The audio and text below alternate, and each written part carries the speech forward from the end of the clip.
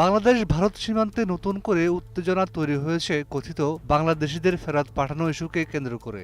সাতক্ষীরা জেলার কাকডাঙ্গা সীমান্ত সংলগ্ন ভারতের হাকিমপুর এলাকায় কয়েকশো মানুষকে জড়ো করার খবর পাওয়া গেছে।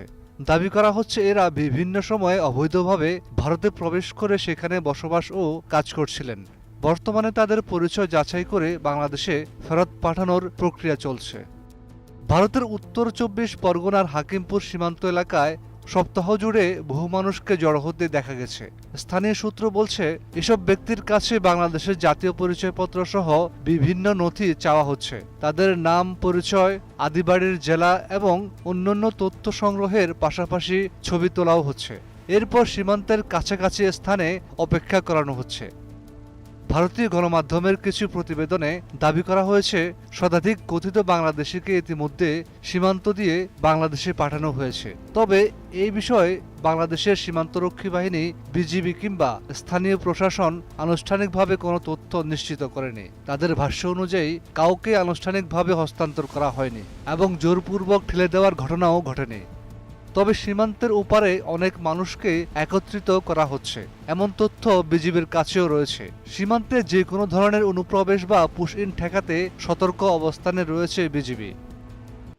বাংলাদেশ অংশে সাতক্ষীরার কাকডাঙ্গা সীমান্ত এলাকা এখন পর্যন্ত বড় ধরনের উত্তেজনা দেখা যায়নি। তবে সম্প্রতি অবৈধভাবে ভারত থেকে বাংলাদেশে প্রবেশের চেষ্টা করার সময় 2 নারীকে আটক করে আইনশৃঙ্খলা বাহিনীর কাছে হস্তান্তর করা হয়েছে।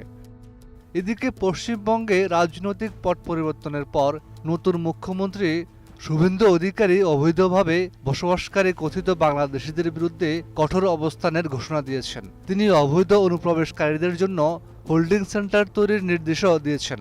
এরপর থেকেই সীমান্তে এমন তৎপরতা বাড়তে শুরু করেছে বলে মনে করছেন পর্যবেক্ষকরা।